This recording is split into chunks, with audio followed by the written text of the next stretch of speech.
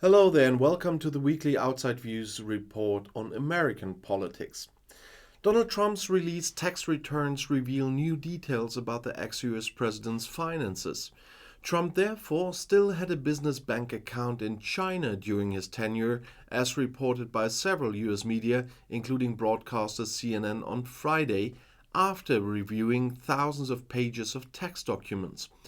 In the documents, Trump reported a bank account in China for the years 2015 to 2017, among other things.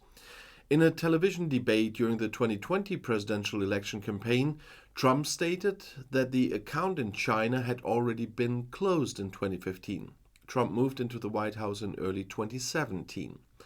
After years of legal wrangling, the Treasury Committee of the U.S. House of Representatives released several thousand pages of Trump's tax documents from 2015 to 2020 on Friday. For years, the Republican had legally resisted handing over the documents to the committee and ultimately failed at the U.S. Supreme Court. The documents show that Trump paid little or no federal income tax, and that for several years, despite boasting about his wealth. According to the documents, in his first year in office in 2017, he paid only $750 in federal income tax for losses he claimed. CNN reported that Trump stated in the documents that around 2017 he had paid far more taxes abroad than at home, almost $1 million in taxes. In the tax returns for the 6 years, Trump listed business income, taxes, expenses, or other financial items in various countries, including Azerbaijan, Panama, Canada, India, Qatar, South Korea, Great Britain, China, the Dominican Republic, the United Arab Emirates, the Philippines, Georgia, Israel, Brazil, Mexico, Indonesia, Ireland, and Turkey. Venezuela's opposition has voted out its longtime interim president, Juan Guaido, with whom it opposed the claim to power of socialist head of state Nicolas Maduro. In the opposition-controlled parliament, 72 MPs voted on Friday to remove Guaido as interim president on January 5th. 29 MPs voted against, 8 abstained. Venezuela's opposition boycotted the last presidential election in 2018 and then declared Maduro's election victory illegal. Dozens of countries, including the US and EU members, also criticized Maduro's election as rigged. As a result, the opposition speaker at the time, Guaido, declared himself interim president in January 2019. However, Maduro, supported by the military, was able to retain control in the country, which was suffering from a severe economic crisis. The opposition-controlled parliament was elected in 2015. It now only has a largely symbolic meaning, having been replaced by a parliament loyal to Maduro at the end of 2020. In May, the opposition announced that it would go into the presidential elections scheduled for 2024 with a single common candidate. Chilean President Gabriel Boric visited a weapons disposal facility in the capital Santiago on Tuesday. The weapons were previously confiscated by the police or voluntarily handed over to the authorities. Among them were pistols, revolvers, and rifles, and other types of weapons. Along with Interior and Security Minister Carolina Toa and Defense Minister Maya Fernandez, Boric toured the facility where 17,590 weapons were destroyed. According to authorities, the number of weapons destroyed is 28% higher than in 2021. Destroying the weapons is part of the government's policy of fewer weapons, more security. Speaking on the sidelines of the visit, Boric said, "Imagine if each of those 17,590 guns injured one person. The guns have the ability to hurt many more people. It's brutal when you imagine how much damage guns do in the wreak havoc on neighborhoods, in the hands of criminals, organized crime, or even in the hands of those who don't know how to use them." In the United States, the number of weekly initial jobless claims rose as expected. They increased by 9,000 to 225,000 in the past week, as the Department of Labor announced in Washington on Thursday. Analysts had expected this increase. Despite the increase, the level of aid application indicates that the labor market will remain robust. The initial applications for unemployment benefits are considered an indicator of its short-term development. Despite a weaker economy, many companies have been complaining about a shortage of workers for months. The most recent labor market report for November also indicated continued strength in the job market. The US Federal Reserve bases its monetary policy heavily on the development of the labor market. It is attempting to get a grip on inflation, which is still high despite the decline, by raising interest rates sharply. Most recently, however, it has slowed the pace of interest rate hikes so as not to put too much strain on the economy. Police have arrested Bolivian opposition leader Luis Fernando Camacho for his involvement in an alleged coup. The governor of the state of Santa Cruz was arrested on Wednesday on the basis of an arrest warrant, said the Attorney General's office. The right-wing politician is accused of playing an important role in the protests against the then head of state Evo Morales in 2019. Morales eventually had to resign, and the current left-wing government seized the protests at the time as a coup d'etat.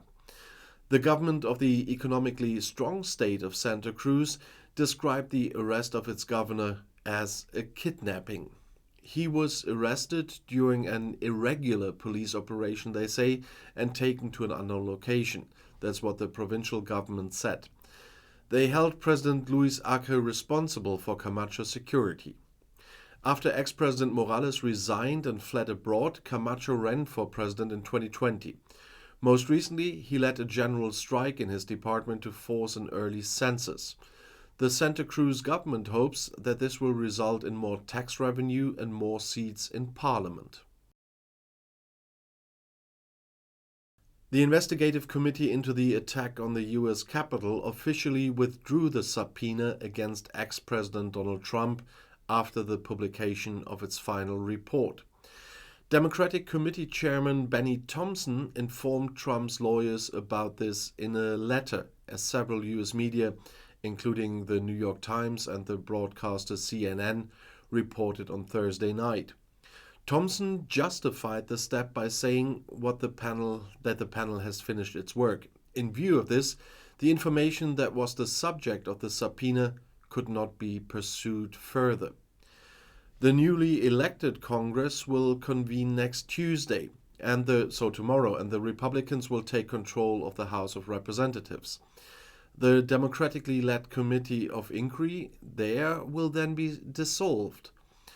Only after months of work and after numerous hearings with Trump confidants did the panel decide last October to summon the ex-president himself. This was a rare escalation to an ex-president. Trump fought back with a lawsuit.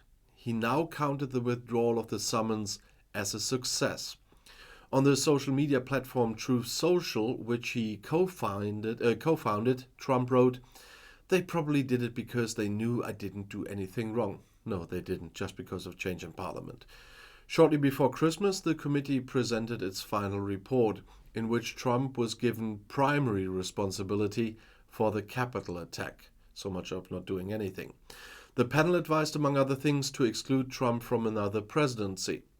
In its most recent public hearing, the panel also recommended criminal prosecution of Trump on 4 counts. Trump supporters violently stormed the seat of Parliament in Washington on January 6th in 2021. Congress met there to formally confirm Democrat Joe Biden's victory in the presidential election. Trump had previously incited his supporters in a speech that he had been deprived of a victory by massive election fraud. 5 people died as a result of the riots. Brazil's President Jair Bolsonaro left the country 2 days before the end of his term in office. He drove from the presidential residence Palácio da Alvorada to the Air Force base in the capital Brasilia, and then took off in one of the presidential planes. That's what local media reported unanimously on Friday. Accordingly, The plane landed in Boa Vista in the north of the country for a refueling stop and then flew on to Orlando in the US state of Florida. "I'm on the flight, I'll be back soon," that's what Bolsonaro told CNN Brazil television. Bolsonaro's term ends on the new year when his left-wing successor Luiz Inácio Lula da Silva will be sworn in. Recently, it had already become apparent that the right-wing head of state, contrary to custom, would not take part in the handover.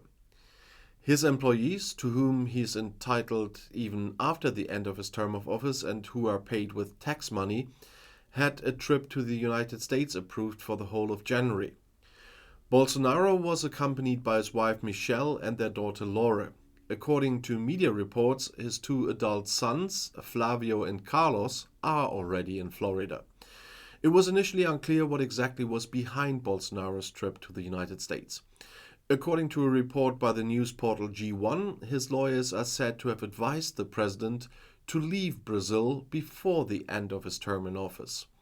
Apparently, they feared that the head of state could be held responsible for the sometimes violent protests by his supporters after Lula's election victory. Since his election defeat at the end of October, Bolsonaro has hardly appeared. On Friday, he said goodbye to his followers with a video message. He drew a positive balance of his tenure. He boosted the economy, liberalized gun laws, and lowered fuel prices, said Bolsonaro. "Am I going to say that I was the best president in the world? I won't, but I gave my blood," he said. So far, Bolsonaro has not expressively acknowledged the election victory of his opponent Lula. Lula's government is already broken, Bolsonaro said in the video message. His successor will have difficulties with the now more conservative parliament and parts of the population who voted for Lula and already regret this. Most recently, radical Bolsonaro supporters had camped out in front of barracks and called for military action against the government of the future president. Bolsonaro said in his speech that he had nothing to do with it. He also condemned a failed bomb attack by one of his sympathizers as an act of terrorism. Vice President Hamilton Mourão told the G1 news portal that he would take over the government as soon as Bolsonaro left the country. "I will take office as soon as Bolsonaro's plane leaves Brazilian airspace. Until President Lula takes office, everything will be peaceful and calm in the country," Mourão said. But he will not hand over the presidential sash to Lula on Sunday either. Or did not do that. Only Bolsonaro is entitled to that, but he... In Mexico, President López Obrador has appealed to people not to accept gifts from drug gangs. He said in Mexico City that the gangs wanted to collect sympathy points in the population with distribution campaigns. In the past, such gifted citizens would have sided with drug smugglers, opposed crackdowns, or protested the establishment of National Guard bases to fight drug-related crime. López Obrador responded to videos circulating on the internet on December 21st from the city of Guadalajara in the state of Jalisco with his appeal. In it you can see how Christmas-decorated trucks with toys and other gifts drive through a poor part of town. Songs praising the Jalisco cartel and its local leader blared from the convoy's loudspeakers. US President Joe Biden has signed his government's new budget law, which, among other things, provides for billions in aid for Ukraine. With his signature, Biden put into effect the $1.7 trillion budget approved by both chambers of Congress on Thursday. And about half of the budget, almost $858 billion is spent on defense.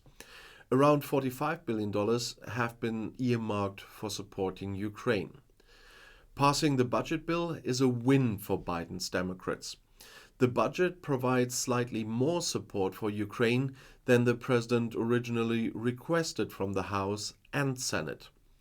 Only on Wednesday last week did Ukrainian President Volodymyr Zelensky appeal for further support in an impassioned speech to the US Congress in Washington.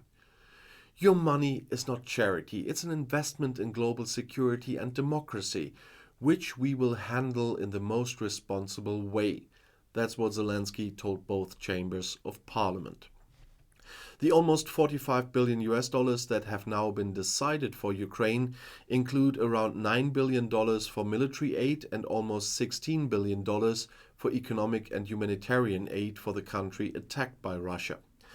In addition, $12 billion are planned to replenish the US military's ammunition stocks and stores after deliveries to Ukraine. Another $7 billion is earmarked for additional spending by US troops in Europe. The new budget finances government business until September 2023. And this concludes this week's report on American politics, but tomorrow will be the next one, and I'll see you in my next video. I'll be back.